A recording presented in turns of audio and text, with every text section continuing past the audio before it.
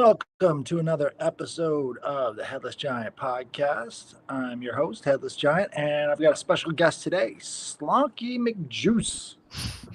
Hey, Headless. Great to talk with you. Thanks for having me on.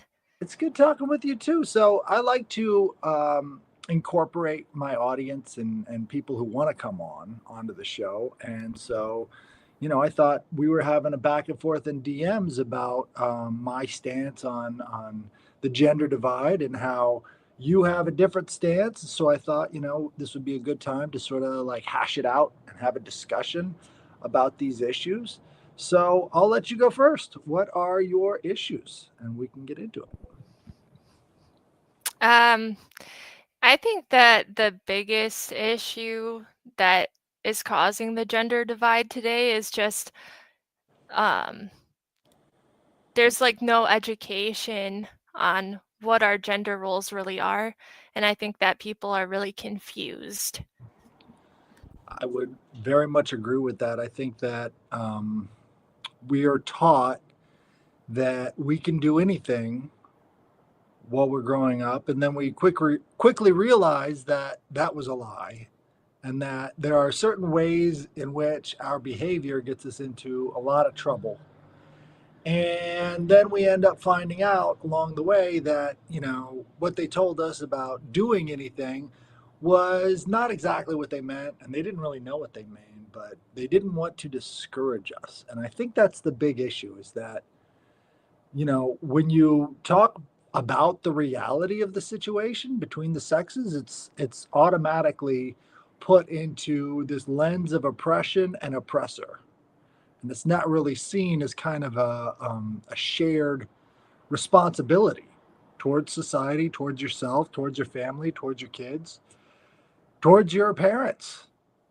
So there is a lot that we're sort of missing. What do you think some of the things that we're missing are? I think that we're working against ourselves in a lot of ways. How society currently is. I just think that there's a misunderstanding of the differences between men and women. And I think that both sides get demonized just for the way that they are, just naturally, biologically. So I think that if we could understand our differences, I think that uh, we would we could understand how it's natural and how it's necessary for society to function, for families to function. And I think that people would, I think it would actually help people's self esteem. I think it would bring a lot of meaning to people's lives. So, yeah, I think just a lot of education is missing because I think for years, the scientific institutions really push this idea that there's not really any differences between men and women. Right. But I think this starts in the school system when being a little boy is seen as a problem that these teachers need to fix. Because if you'll notice, there's a whole industry of pharmaceuticals geared towards children to try and fix boys because they don't necessarily want to sit still in class. And since that's a big problem for the teachers, they recommend getting these kids as medicated out the ass as soon as possible for these kids. And it started with little boys with the, ADHD, ADD, and all of the meth that they wanted to push on these children. So I just read a report recently that they would have random boys and girls have the same test results, the same papers that they handed in, and the boys would get at least a grade lower than the girls in these classes because most of the teachers are women and they they really think of these little boys as being such a problem that they're willing to grade them lower. Now, they didn't really get too deep in the weeds about why these teachers would try and stigmatize these young men for the rest of their lives, but to me it seems like that's kind of the starting point. So they kind of hold women up on these pedestals and tell them that they're not just equal to boys but better than boys, and then they start to grade them just like that. So not only are you better than young men, but you're going to receive higher grades than they will because you're systematically oppressed by systematically oppressing young boys. And so, when I went through school, it seemed that way as well. Nothing really has changed in that regards, except they're maybe getting more brazen about how much they want to hurt boys because of their gender. Yeah, that's a really interesting thought. I would say too that women tend to be pretty successful in school, but I think that a lot of that is just that women are very agreeable and they just have that natural desire to be like helpers. And so I think that institutions come pretty easy to them and they have no trouble adjusting themselves to fit these societal molds, whereas boys boys are just a lot different, and it is kind of a handicap to boys because, like, when you look at little kids, for example, young boys are very interested in movement, so they like to look at things spinning on the ceiling or video of cars or just movement. They're very movement based, and little girls are more focused on faces. They seem to be really drawn to faces, and as they grew up, they're very interested in relationship dynamic play, whereas boys are um, more focused on building hierarchies and kind of testing each other and movement and play like that. Right. Exactly. It seems well, boys are kind of more interested in competition, where Absolutely. right. And so that's sort of how the hierarchy is established, is through this competitive urge, right? And so as soon as boys start competing, adults have to get in between that and then break it up, because competition is not what we want in our over socialized society. And I think that's the real key there, is understanding the over socialization. Because as soon as men start competing and boys start competing, it seems like somebody has to get in there and then make the rules for them, even though, they're engaged in rule making as they are playing, right? The play is meant to create the rules. And so it's in the fact that they're making their own rules that I feel like the establishment is sort of threatened by that. Because if they're the ones making the rules, then what role is there for the establishment in shaping them and sort of, breaking them down and trying to put them back together again? So I think on the school end of things, it's pretty obvious that as soon as the kids start, you know, in this sort of mode of creating their own sort of sense of society, their own hierarchy, their own means of solving problems, then one of these uh, overpaid teachers, because I believe they are very much overpaid. They need to be paid a lot less, and in many cases probably zero. I think that would be the decent minimum wage for most teachers nowadays is zero. That would be a good way of indicating, because they're automatically grading these boys lower on their gender, but that's not considered, a gender bias. That's more considered, I guess, a acceptable risk. Like all of these things that we're talking about that they put these little boys through is considered socially acceptable because society is basically dominated by the gynocracy, as I like to call it. Would you agree with that? I don't know if I would. I think I think I have a different opinion on that. Well, let me give you some examples. So, for example, the HR department at corporations is dominated by women, and they kind of make the rules in that situation. Public schools dominated by women, and they get to make the rules, and they get to choose their biases and use that against men. All these politicians are mostly focused on trying to get the women's votes, so they gear their messages more towards women, and even if it doesn't really make a lot of sense, they're going to be going in that direction as well.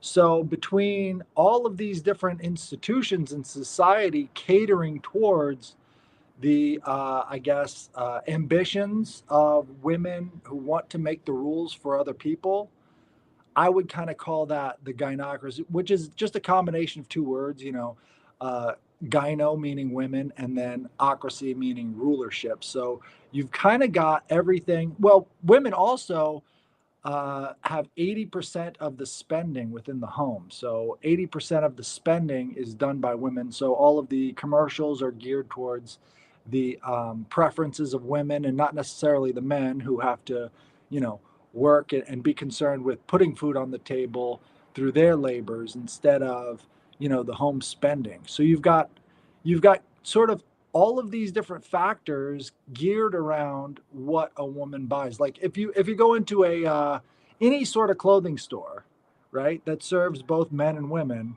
the men's section is incredibly tiny, and the women's section you get a lot more options. You get all these different choices, but men for the most part,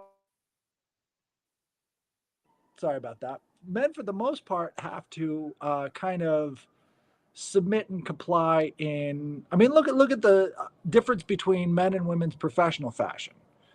Men get to choose from a three-piece suit or a three-piece suit, and women can basically choose anything they kind of want. And it's expected for men in a situation like that to dress in that same costume that all the other men in that situation are sort of placed in. Do you kind of get what I'm saying?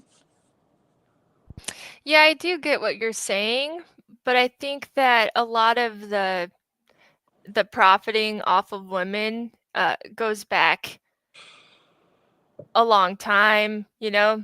And I think that it's just that you can profit off of women more because there's more beauty standards on women, right? Like you have to look young, so you need to buy anti-aging stuff and you need to buy all of these clothes so you are competitive in the dating market um and I just think that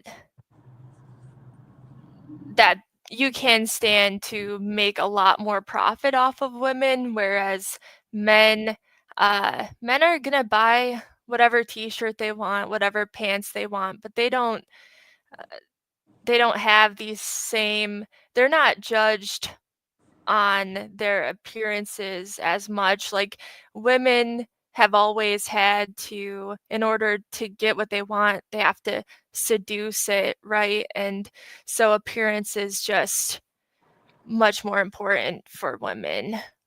Well, I would agree that women are much more engaged in thinking about appearances.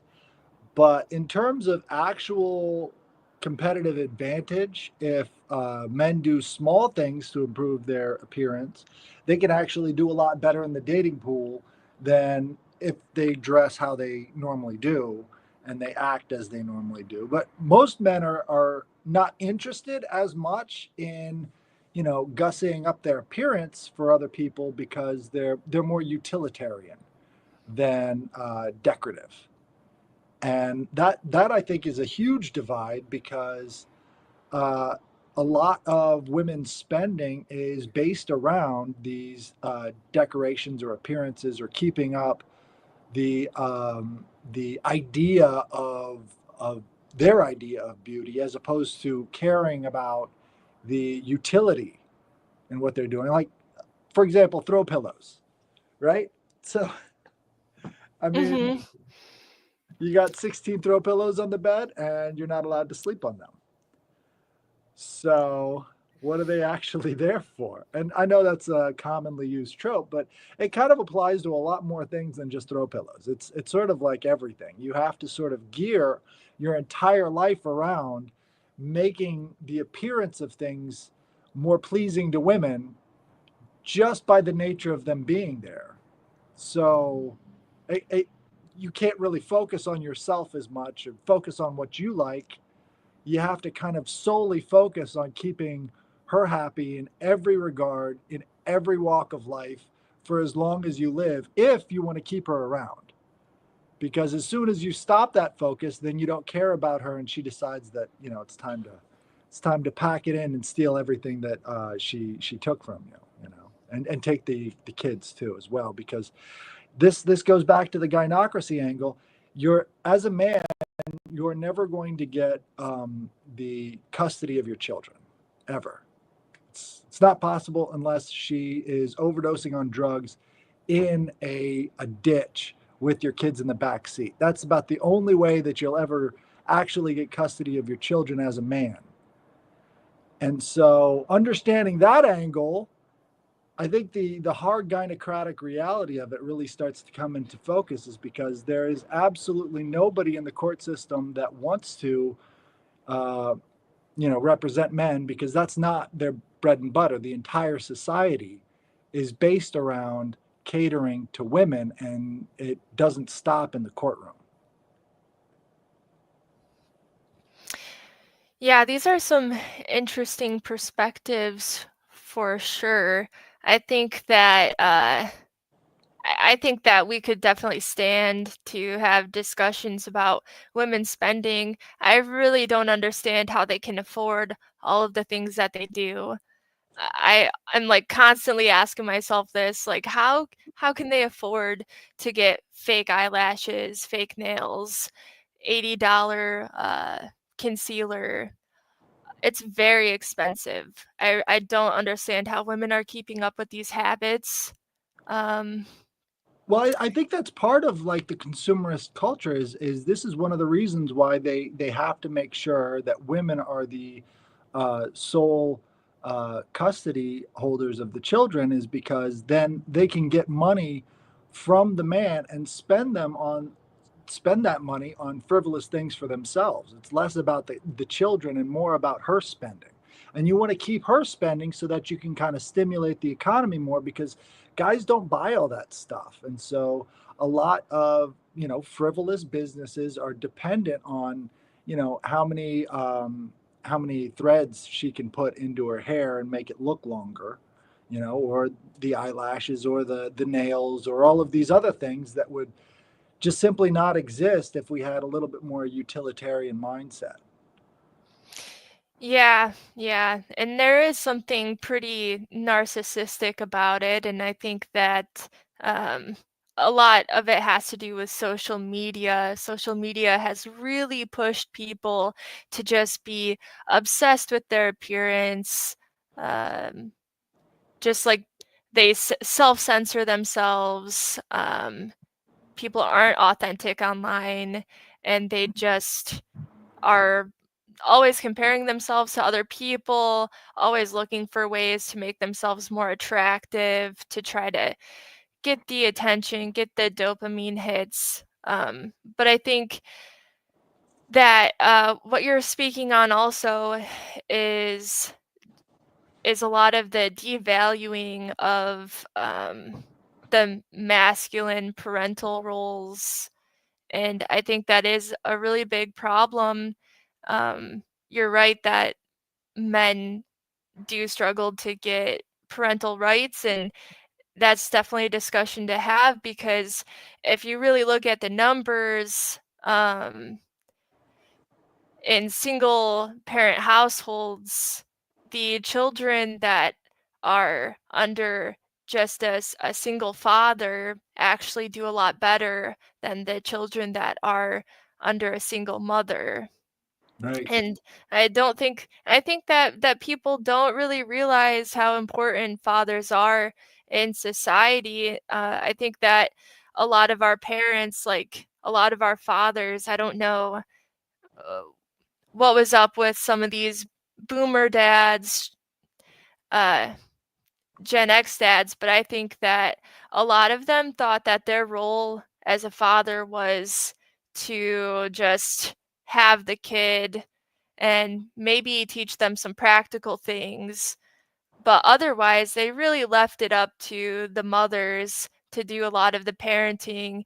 And I think that in doing so, we lost a lot of the like spiritual guidance. I think that a father's role is not just protecting his family, providing for them, um, but also like supporting the ego health of their children. Like, I think that is a very masculine thing. And I think that you can definitely see the effects of um, fathers not fostering healthy egos in their children on society today. Right. Right. I mean, it seems like if you go back to the 90s and how they sort of, the only way that they knew how to advertise to men was on beer commercials and cigarette commercials. And if you drink this, you'll have all these women. And I think a lot of that boomer dad slash Gen X dad idea of them thinking, well, this is sort of what I'm supposed to be doing, right? And this is how I'm supposed to be successful, and this is how I'm supposed to. And then they end up getting into the trap of this sort of materialistic mindset and sort of leaving nothing for their kids. And I think the boomer generation has sort of passed on any kind of responsibility. And then, they're the first ones to complain in cases like COVID about, you know, everybody's got to do this to cater to me because I'm older, and it just destroys society. So the very first generation raised exclusively on television, you could see I guess you could call it the fiefdoms, right? And the male fiefdom is one of, working a job as much as possible, not spending any time with your kids because that's not considered successful. You spend all of your time on the golf course. You spend all of your time away from the kids. You spend all of the time away from home, and so society got used to it, and they're just like, well, I guess that's what a dad's supposed to do, because they were raised on that same sort of flickering box and not really even thinking about what their responsibilities could be. And so you get into that kind of thing translating over into law. And there are no laws that actually promote the idea that women are the only ones that are capable of raising children. But if you look at the actual results, the results say something absolutely different. Is, anytime a man enters a family court situation, he's entering a firing squad, and all of the women in there, usually it's a woman judge and a uh, woman representing the wife and a woman guardian ad litem, and they're part of kind of a sisterhood, and what they try and do is tag team off of each other's emotions to create the worst possible outcome for the father. They'll even, hunt and search for ways of making her more of a victim than she is, and then try and, front load all of the costs onto the father because there's absolutely nothing he can do about it. And I've looked into law firms like Cordell and Cordell and all these places that say that they exclusively cater to men, and their record in court is absolutely no better than any other lawyer going into that situation. So even the ones that say that they are exclusively for supporting men's rights and supporting fathers' rights and all the rest of that stuff, they have the same abysmal record of failures in the courtroom versus all the rest of them. They just charge you more money. So the law itself is not the issue. The issue is the court officers are all horrendously biased against men and doing everything they possibly can to try and get rid of them out of the household. So it's definitely more of a personality issue than it is a legal issue. And it doesn't matter how many laws you pass, the people who are attracted to those positions are part of that kind of sisterhood ideal, where anything she says is 100% factual, even if they know that she's lying about it.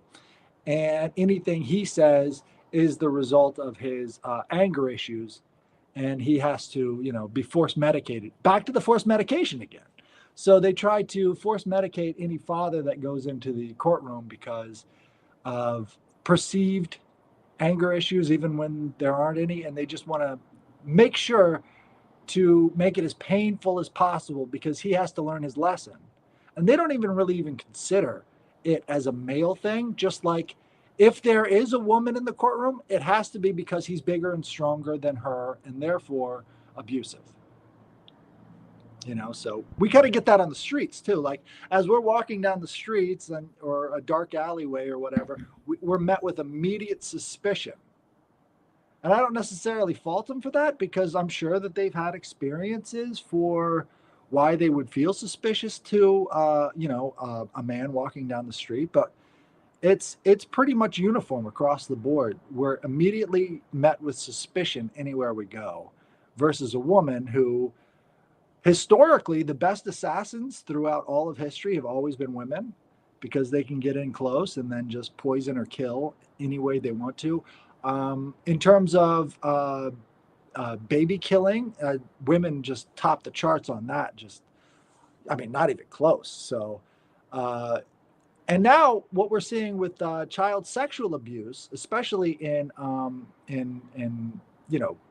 schools and things like that, every other week it's another teacher, a female teacher, getting caught with her students, and it's completely flipped the statistics on child sex abuse. So you've got all of the statistics now matching up in the exact opposite direction as the societal perception of these things. But it's really hard to get through that barrier because I think everybody has that in their mind, is that, if there's a man, he's automatically the one at fault. If you were to enter a like crowded room and just start screaming rape and pointing at somebody, at least six people would jump on that guy and start beating his ass just because of the allegation, you know? Whereas guys, they could legitimately be robbed and nobody will believe them because it was a woman who did it. I mean, I'm curious about those statistics about child abuse because that is pretty interesting. Are female teachers really abusing male students more than male teachers are abusing female students or male students? Well, these Uh, are self-reported. So in terms of the self-reported statistics, it's flipped, at least in the public schools. isn't it kind of sick though how so many people will kind of almost cheer for like, oh, good Guys for that will. kid, and it's like that's still like sexual abuse against a minor. It's disgusting. We have such a warped view in society, almost like yeah, I mean women, I will definitely say that's true. Women feel almost, not even feel, they can definitely get away with sexual abuse and sexual harassment even in the workplace much more than a man could, Right, you know. right, because it's less threatening because they don't have the ability to stab you. They do have the ability to get you fired and take away your livelihood, but they can't exactly overpower you in a fight. So automatically, you have the perception of power shifted in their direction, which is kind of like what I'm saying. It's like it's a subconscious bias, I think, in a lot of ways. So it's a lot harder to nail it down in reality because I mean, how do you tell the difference between a normal adult human female and a sexual predator? There's a lot less indicators. Like, whereas you've got a normal adult human male versus a PDF, and you can tell the difference. You know what I mean? Like, yeah, Mhm. that guy looks like the PDF, and there's a lot of other indicators. Whereas when it comes to female sexual abuse, it's very hard to tell. You know, like there's no outward indication of it. Um, yeah, maybe so. I don't know. I think that you can tell when someone just isn't quite right, you know? Right. But I think it takes a little bit more focus. Like, if you were to describe a male PDF versus a female PDF, like you've automatically got the image in your head. He's going to be fat, Mhm. balding. He's going to be talking with a lisp. He's going to seem greasy. Like you've got all these things automatically in your head that sort of indicate that sort of proclivity. Whereas the female PDFs and predators, they don't really have a common, outward kind of appearance of that whole thing. If it was easier, I'm sure you could, point and say, "Look, you look like a PDF." But that's a lot harder to do. Yeah. I don't think that as a society we've really studied women very much compared to men. Right. Well, I think it's always been throughout all history. The goal has been to control young men as much as possible.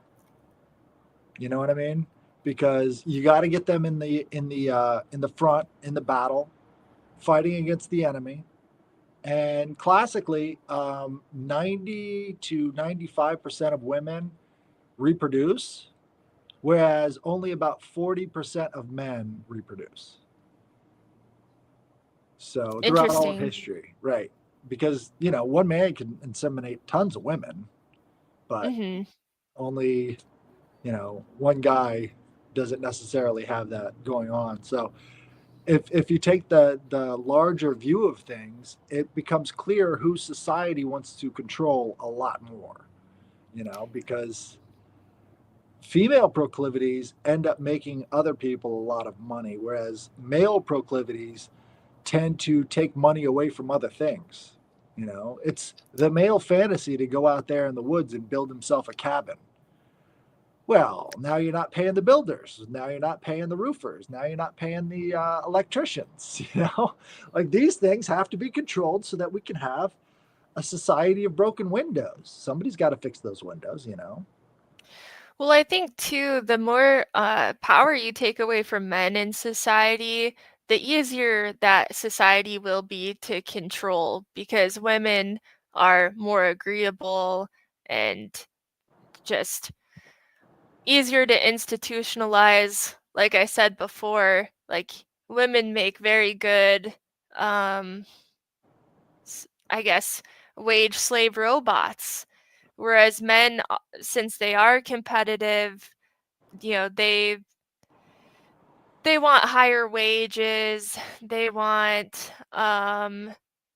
rules that actually make sense. So they're a threat to those powers that be. Right. So in my county, there is a woman who is a triple murderer. She has killed three men and taken their life insurance, right? But because they were divorced men who owned bars, the cops were unwilling to look into their causes of death and maybe investigate this woman because she's a woman. So what can she really do to kill them? Even though one of the guys, I have a bar behind my apartment.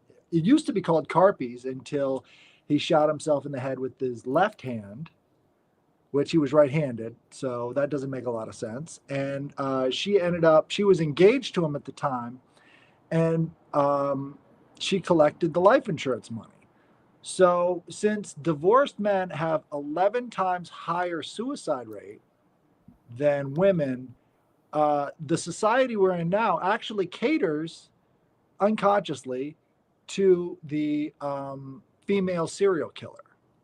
And I assume it's a lot more common than we know about, because uh, what would stop it? You know. And what's interesting too is this woman looks exactly like the district court judge, so she might actually be her sister, which would be great, because that's exactly the kind of scam that you would have, because who cares? They're men, they're disposable. And I think there's always been a kind of male disposability angle going on in society. I do agree that men's lives are treated very disposable, right? They're just a statistic in a war, just draft them out. But I think that, I mean, talking about cops letting women off, I think about like Casey Anthony and like those cops had sex with Casey Anthony. One cop hid Casey Anthony for 2 weeks. Like, I think that it's, and like if you looked at the polls of like after Casey Anthony's trial, who like men versus women, if they were upset at her verdict, 25% of women said that they thought that the verdict was bad. They were upset about the verdict, but only 9% of men thought so. And I think that it's because men are more sexual creatures. Casey Anthony basically said on trial that she wanted to party and have fun, you know, and that's why she killed her kid, basically. And I think that somewhere in a man's mind, they were thinking, oh, well, she's just sexually open. She just wants to have fun. She just wants to go out and party and have sex. And because of that, they see she's a sexually available woman and they're like, the chance might not be high, but there is a chance that I could have sex with that woman if she's free. And I think that's a big part of why Casey Anthony was let free. And I think that there's so many cases like that where women get away with things, and you find out that they were sleeping with the cops. And even when Casey Anthony got out of prison, she's still having sex with those police. Like, uh, and so I don't know. I think that women do tend to get away with crime a lot based off of just like pretty privilege and stuff like that. But there are a lot of other cases where a lot of women have been imprisoned for like killing their rapist, killing their sex trafficker, killing their abuser. Um, like I think of Latoya Brown, right? Like she went to prison at 16 for killing her sex trafficker. Right. And there's many cases like that. So I think, and when you look at the statistics as well, like in a court of law, when it's not a family court, but like if it's a rape case or it's a um, murder case, most of the time there is this bias against women that like the jury isn't so sure that she wasn't just being like overly emotional, like when she killed the rapist or she killed an assaulter. Uh, and men do have an easier time getting off on those charges. Well, I think women in all cases serve less time for the same crimes as men. So, in all cases, all crimes, women serve less time and are sentenced to less time by judges than men are, who get more time for the same crime. So it's in terms of that gender divide, I think it doesn't matter if it's a family court or a criminal court or anything like that. Usually it's the same judges that are doing the sentencing in both. So there's really no doubt about it. There's a way bigger bias in favor of women in all cases. Because women, I believe, have neoteny. Have you ever heard of that before? I have not. So neotic features are more childlike and innocent looking features than men's more robust features.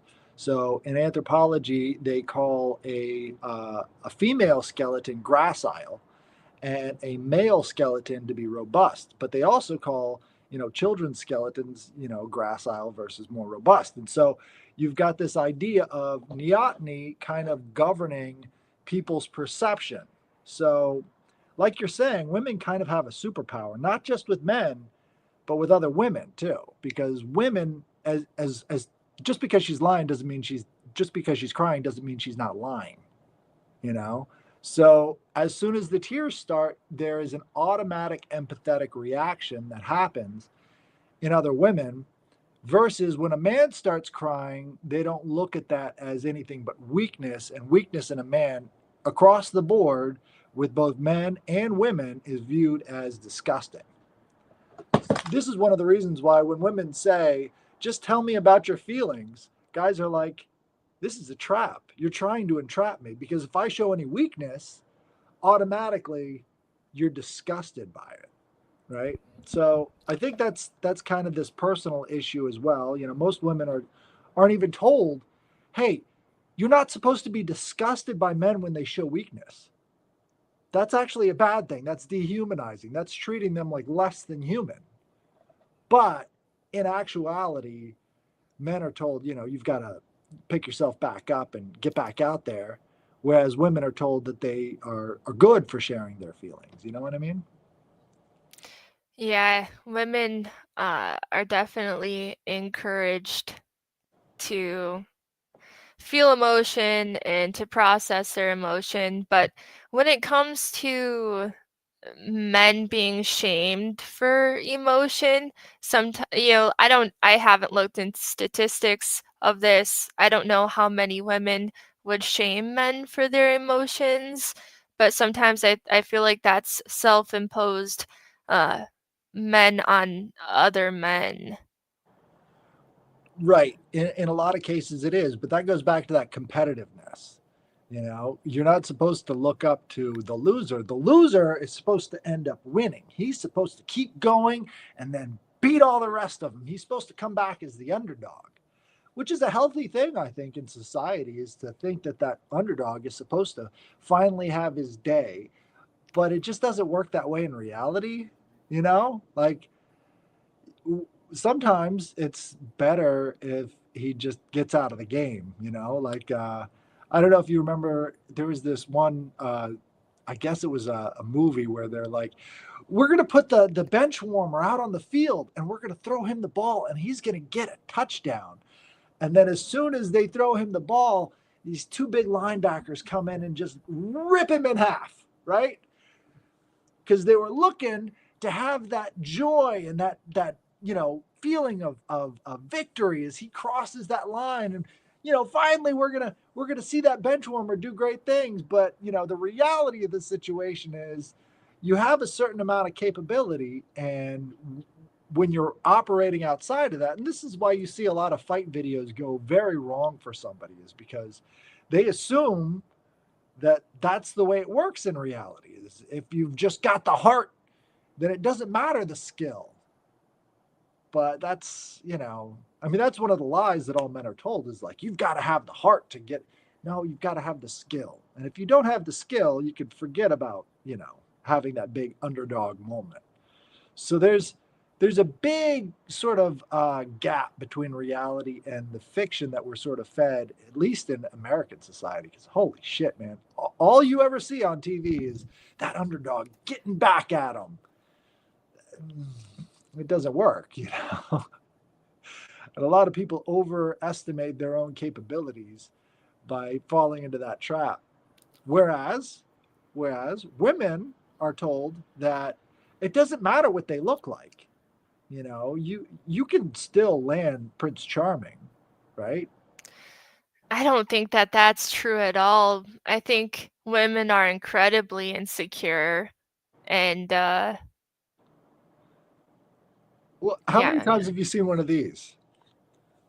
She's gorgeous. You know what Yeah, I mean? I think that you definitely see. I think people might misinterpret when they see like those street interviews, and they're like, "What would you rate yourself?" And all the girls are like, "I'm a 10." I think that like none of them actually. I doubt that many of them actually believe that, because if you actually look at the statistics and polls of like what women actually self-report, uh women actually, they think that people would find them less attractive than people actually find them. And it's been like the opposite with men, where men actually like overestimate a woman's interest in them.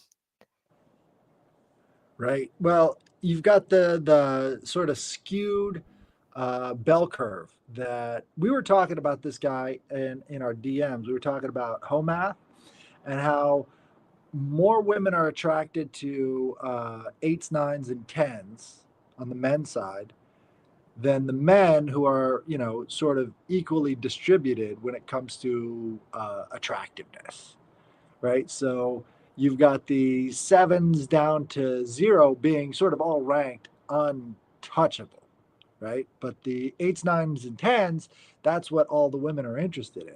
And this goes into the hypergamy, right? And hypergamy is not a dirty word. You're supposed to be finding a suitable mate, but I think what ends up happening is women see those eight, nines, and tens and believe that they're entitled to have that Prince Charming moment, as opposed to men who are looking to have a family and actually, you know, have a future. Because women are the bridge to the future.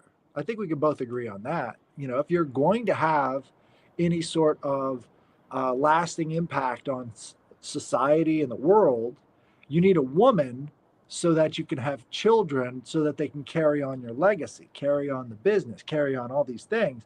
And that's pretty much the only way. But now we see all these homosexual men now having the surrogates, and women are pissed that these Yeah. homosexual men are having surrogates. They're like, this is absolute. But think about it. How else does a man have a future unless there's a woman involved? You know? And it's funny that you say that. I think that like this hypergamy talk, I almost feel like the way that Math explains it, it's like um it's almost like you're looking at a female's perspective, but you're doing it through like a male lens. Like if I was a female with the brain that I have, what would I think? And I just don't think that it's accurate, because it's like this idea that women just want like the hottest men, and I don't think that that's necessarily true, because women don't experience lust in the same way as men. We're not very visual creatures. Well, I think what he based that off of was the studies of women on dating apps. So I'm not saying, I mean, you're probably not on any dating apps. I'm not on any dating apps. Yeah. So it's overrepresented of that type of person, right? So Yeah, dating apps though are, like Tinder. I don't know if Tinder is a great way to base an entire society on, because if it's Tinder, then you are just, I mean, Tinder is for hookups, right? I mean, who is on Tinder for looking for real relationships? Maybe some sad saps are, but it's not a great place to do it. well, when it comes to any dating app, anybody who's a seven or below in terms of men are guaranteed an empty inbox. Just because the women on those apps, again, like you said, they're, not the women that you really want because they're on those apps. It's sort of like a chicken and egg scenario. Well, and I would argue the only reason that women get so many likes is because men will just swipe, I don't know what it is, right or left, but swipe yes on every single woman. Like they don't take their time to like vet these women out. They're just like one of them will bite. Right. So it's like women take that to the head so much. They're like, "Oh my gosh, I have 4,000 matches. I am like the the queen of all queens. All men want me." Like even this really hot 10 uh, guy liked me and I'm a 7. It's like you have no chance. That dude just literally swipes right on everybody. And like maybe if his pickings are slim and he's gone through 300 women, yeah, maybe he'll or maybe if he's really desperate for a cheeseburger, maybe he'll bite, but it's not yeah, it is interesting how that works because, women do tend to be a lot more picky. Women aren't out there just swiping right on every man.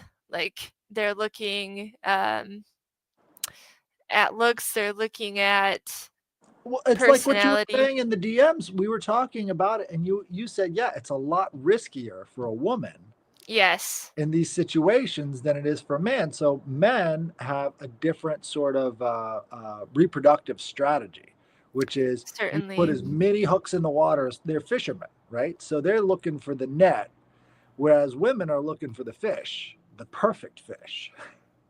Mhm. Men are looking for as many fish as possible because within that group, the chances are better for them to find a perfect fish if they've got a lot more options. Right. Yep, it's a better reproductive strategy also just for like legacy, uh higher chance of having a male son, stuff like that, just spreading their seed, spreading their legacy. But for women, it's, you want to find stability, someone who won't abandon you if you get pregnant, someone who is responsible, who can afford to have children, stuff like that. All of these uh, constructs of society playing on gender. But it's so funny to me that these reproductive strategies aren't even thought as like the primary thing. It's like it's all going on in the background. None of this stuff is really consciously playing itself out. The way that they're doing these things are based in very very primordial lizard brain type thinking, way deep in the subconscious. So when, women are asked, what do you bring to the table? A lot of them would say, I am the table, even though it doesn't make any sense, makes absolutely no sense. You, Yeah, you're the table? Like, what does that mean?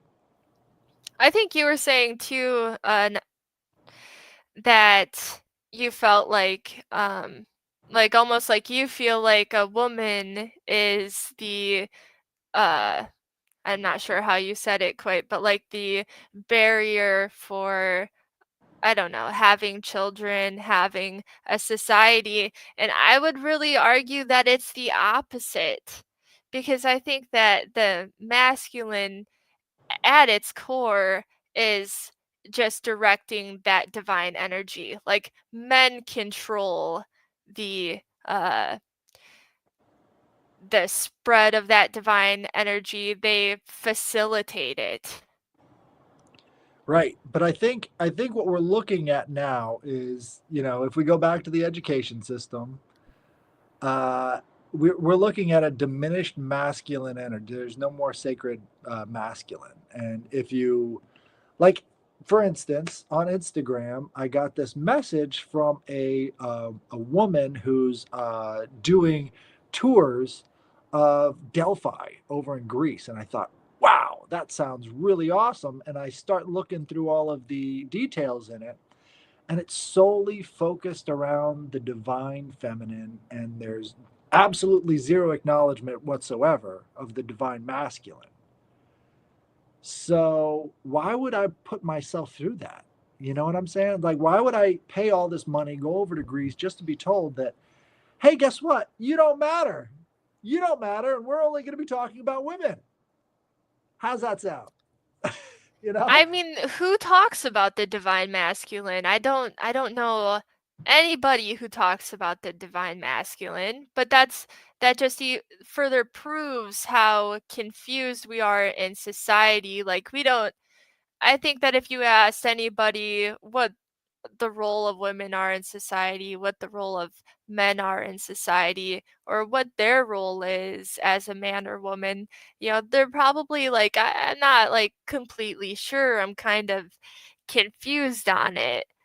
And it just leads to a lot of misery for everyone because I mean, women are in the workforce, for example, and I just don't think that long term women are very happy in the workforce unless they're in like a more feminine role, like a caretaking role, or like the medical profession, stuff like that. Like women in tech tend to like women do well in school. They do, they are good at taking tests. They're good at following the rules. They're good at conforming to the corporate image of what they want you to be, right? All that fake language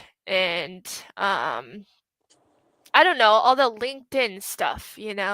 Corpo speak. That's what I. All the corpo speak and corpo look.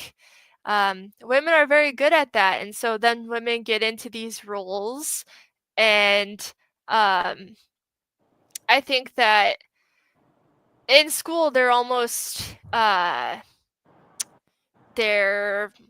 rewarded for being such good boys, I would say, right?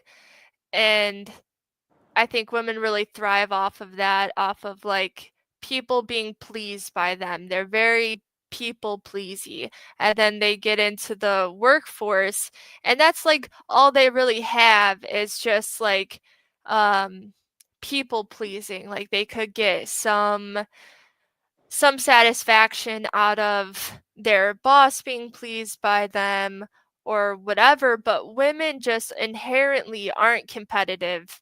And I think that that is a real killer in the workplace because often at a certain age, women start thinking about having families. They want to have families and they want to spend more time with their families, less time at work. And so you see, like, overwhelmingly, women will get offered promotions, and they don't want to take them because they don't want that extra work that might take away from their families.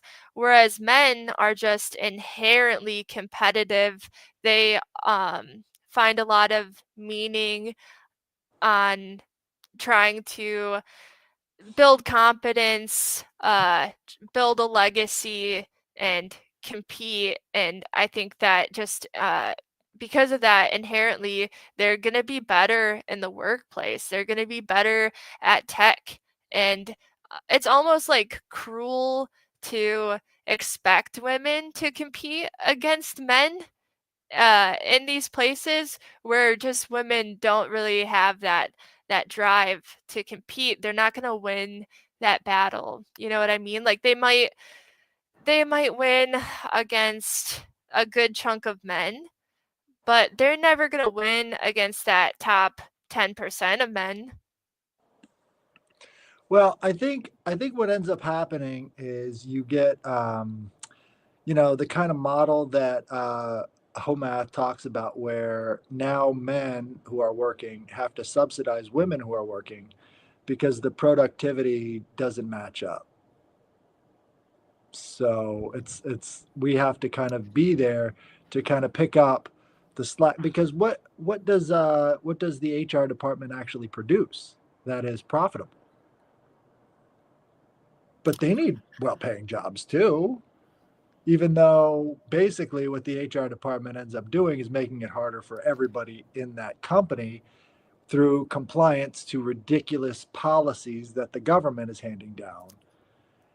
And this is one of the reasons why Hitler designed the HR department to have only women as the function, because then they become the masters of the longhouse. And now everybody who wants to be in compliance has to do what the women in the HR. I don't know if anybody knows this or not, but yeah, the HR department comes through Nazi Germany, because what they wanted to do is have a station in every corporation where Nazi policies can be enacted. So what the Nazis did is they put women in those departments and made sure that it was women bossing the men around in these corporate environments, so that they could achieve more compliance through, like you were saying, women want to be agreeable. And when an order is given, they're more likely to go along to get along, as opposed to, bucking the system and making shortcuts and all the rest of this stuff. And so productivity ends up getting hurt in the long run, but it's okay because they're more compliant. And you need a more compliant workforce. Again, this goes back to the Yeah. men. Yeah, absolutely. I think that uh I mean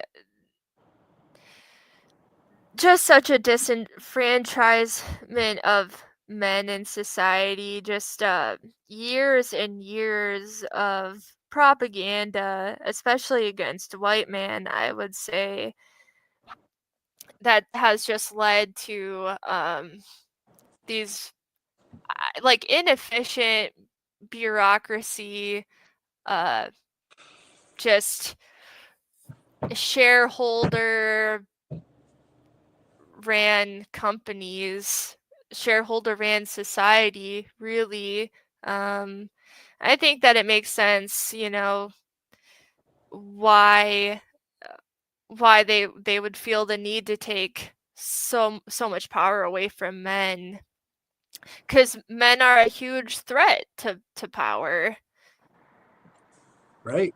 I mean, classically, it's been all men that lead these rebellions. And when women lead the rebellions, something happens in the men that makes them want to protect. The protection instinct kicks over, and they're like, all right, well, we've got to get moving here. So, one of the good examples of this would be in the Chiapas region in Mexico. The cartels were illegally logging this forest, and they were allowed to do that because the government was ineffective and they were probably getting bribed. So these abuelas decided that they had enough of it, and they went and blocked the roads with their bodies. You're not going to take our lumber away. And the guys saw that, and they're like, "Fuck this!" They ended up raiding the police department, pulling out all the weapons, and not only getting rid of the cartels who were illegally chopping down this wood, they also got rid of their government. So they said, everybody get out. And they've still got a certain degree of autonomy today from the action of those abuelas. And what you see happening in ancient societies is it wasn't just the men that the invading forces would slaughter. They would also go for the grandmothers, because the grandmothers are the memory of a society. And you've got to wipe out their memory so that you can shape and form them how you want them to behave. And so, if you see I mean, it's like it's an instinct. You see an old woman carrying something, you rush to her aid, you know, and they carry the memories. So we're rushing to sort of please that grandmother figure. And in a lot of ways, it can be a benefit to society when you've got these, the morals and the ambition and everything else sort of lining up in a more competitive way. Whereas instead, what we want to do is kind of have society run solely on the desires of women in all stages of life. I mean, you go into the toy aisle and you see all of these toys that never get bought because girls don't want a lot of toys. Sorry about that. My phone went off. So you see men kind of becoming what they call the longhouse. Have you heard of this concept? No. So the longhouse is the idea of a tribal society where everybody is living in the sort of Hogan structure or longhouse structure, where everybody can be seen at all times from the matriarchs. So the matriarchs are keeping an eye on everybody. And in a matriarchal society, the property is passed from the eldest woman down to her daughter. And in the longhouse situation, what you want to have happen is society is sort of a panopticon for the mean girls. So they can look around and say, oh, that man's kind of getting out of control. What we can do is put pressure on them to not be as ambitious or as threatening to the establishment. And so you also see this happening a lot in poly, what do you call them? Like the Mormons, what's that called? The poly marriages where one man will have several women. You'll have basically that one man with all of these wives will end up, the wives will form sort of like this cluster group. And so these clusters will then put pressure on the other women and the husband, who, everybody assumes that a poly marriage would be to the benefit of the man, but it really turns out that it's sort of like this council of women. And you also get this idea with the beach boss, right? So in elephant seals, you'll have one elephant seal with a massive harem of female seals, right?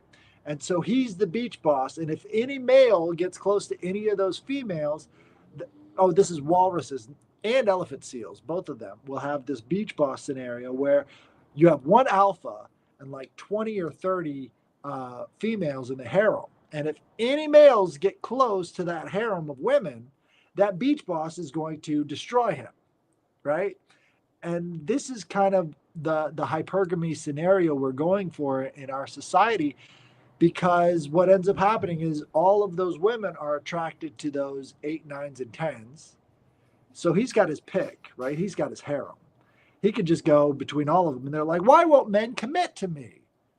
Well, you're going out with the beach boss, and he's got lots of options, and you're not looking across the way at somebody who would be, committed to you as opposed to the alpha, right? But in those scenarios, you have to kind of look at it as sort of a sexual liberation scenario. So when women are sexually liberated, they end up becoming more attracted to the alpha instead of finding somebody to build with and make it a home or whatever, because that's her natural urges. And that's sort of the way it's been throughout all of society. If you think about the Sultan has the harem. And instead of having, men with intact genitalia guarding those women, what he'll do is he'll literally lop off their genitalia and turn them into a eunuch so that the eunuch can guard the harem. You see, it's the same sort of beach boss scenario. Well, I think that it's interesting because, I mean, I think because of the hierarchical structure of men, and I think this is something that men have to keep in mind about their own brains that women don't do, because women just aren't as hierarchical. But like, if you look at frogs, for example, uh, men will like surround the loudest, I don't know, most handsome frog, whatever. They know which one is going to be wanted by all the females, right? And so all these like male frogs will surround the alpha male frog because they know that all the women are going to go to the alpha male frog, and they actually it's like a mating strategy. Like, they, whatever the alpha male frog doesn't want, like, they have dibs on and they have access to. And I think that men do that today, like human men do that just as much as frogs do that. Well, And I it, also, like, in hunting. I think it comes down to sexual dimorphism. So in the species that have more sexual dimorphism, more differences between men and women, you see the alpha taking on a role of having the harem. And in species with less sexual dimorphism, like frogs, you see that they're less choosy and picky in those regards. So the more sexual characteristics that stand out, the more likely you're going to have that alpha male and harem scenario. Whereas if you've got a lot less sexual dimorphism, like for instance, cats, cats will just, because there's very little sexual dimorphism in cats, you kind of have to get really close to figure out whether it's a boy or a girl. So in the this is just my theory. I could be completely wrong. I mean, I don't know. Peacocks, do they mate for life? I I'm know not sure. I know swans do. And but with swans, Penguins. right, but those they have very limited sexual dimorphism. Like maybe the male is a little bit taller, but you don't really have all of those other secondary sexual traits, as opposed to, let's say, rams, for instance. Rams are always having to fight, and look at deer. They always have to fight because they've got the antlers. Those are things that the doe doesn't have. So these secondary sexual characteristics really start to change the dynamics of how the sexual relationships take place. There has to be more competition based off of the increased sexual dimorphism. Yeah, maybe. I think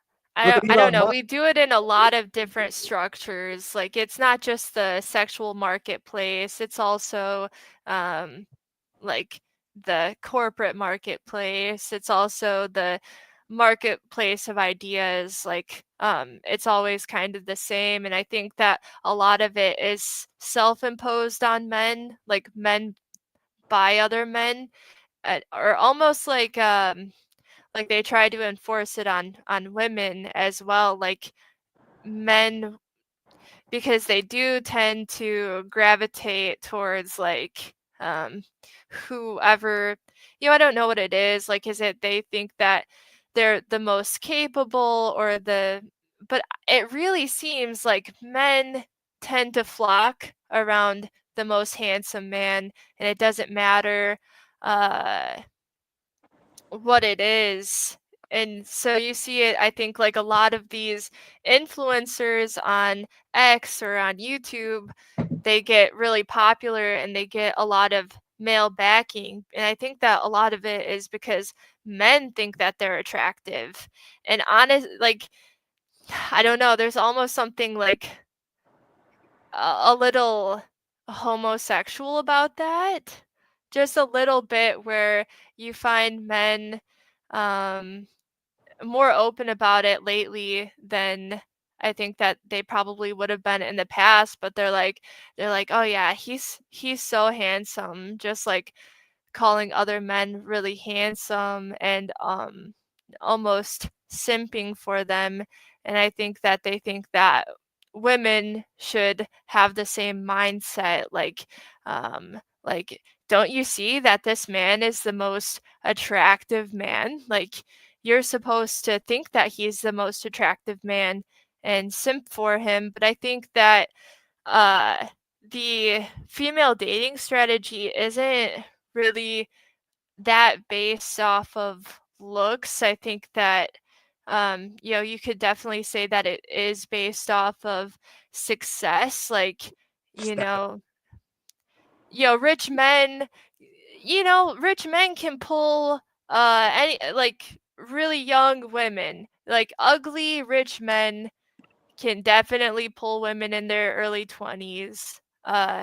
So it's definitely not as much about looks for women. And honestly, I think that women almost sometimes don't look for looks, because that can be a sign of instability, actually, because it's like, well, if he's very handsome, like he is going to have so many more options. I don't think that he's going to be a great stable partner for having a family with, because there's too much competition there. Like, I could be a outlier, but like if a man is really handsome, like, I wouldn't even touch that with a 10-foot pole, like, I'm like, "No, I why would I do that?" Like, I don't have a chance there, like, he's clearly a ladies' man, he's, um, got so many options, and, like, his strategy is going to be taking as many of those options as he wants, and he's gonna be able to get away with that, you know? So, I don't know, I think that I see a lot of women actually who, at least, like, in my life, right, like, I'm an engineer, and so I have quite a few engineer friends, and what I've noticed with women who are, like, I don't know whether you would say, like, um, more successful or whatever, but they tend to go for men who I think would be maybe more dependent on them. Like, maybe men who they think who are like less attractive than them, make less money than them. I think that they think that that'll bring them stability in the relationship, like they could count on this person always being there for them. Like there's multiple strategies that women, I think, try to enforce to have a stable relationship. And I don't think that it's always hypergamy. Well, I think there are different forms of hypergamy in different environments. Like what you're talking about in the engineering department, very different type of hypergamy, right? Because hypergamy just means finding the best mate, finding the best match. And what ends up happening is since women are so agreeable and they are easily influenced by other women, when they enter an environment where they see who those other women are attracted to, they start to think, well, maybe that's because they're best suited for this environment. You know what I mean? So, for instance, in some African tribes, having the fattest man is considered to be the best partner because he's outwardly the best fed. You know, that's a guy who can eat. And I know that he's going to be around to help me out if I need him because he's always, you know, he's always fed. Like people are feeding that guy. You know what I mean? So it's the different environments produce different forms of hypergamy. And, engineering would be you're looking for a certain type of guy in that environment as opposed to, let's say, if you were in sports medicine, for instance, you're going to be looking for a different type of person in that arena. Hospitals, you're going to have a different type of hypergamy. Whereas, I mean, like, think about how much the that show Chicago something, I forget, but ER, right? It made George Clooney's career, and he ended up becoming this vision of hypergamy for a lot of women. Handsome, successful doctor, right? Whereas if you're, showing that to the West African tribes, they'll be like, he's so skinny. What are you doing? He's a beanpole. I want a fat man. That's nothing. What is that? But you see what I'm saying, right? Right, yeah. Mhm. There is one woman I want to know about her hypergamy. She's on Instagram and she's building a tunnel under her house. Me and Nick have made it our goal to get this woman on the show, right? She goes by Engineer Kayla. I don't know if you've seen this woman, but she has a suburban house that she has dug into the basement and she is removing thousands and thousands of pounds of rock out of that basement as she's digging these tunnels under her house. And apparently the house is also haunted. So she makes these like creepy videos about people who have stayed in her house and been chased out by the ghosts. Really strange cat, but I want to know about her, because it seems like, wow, what is this? What's going on? I'm trying to find one of her videos, but she's fascinating to me. Like,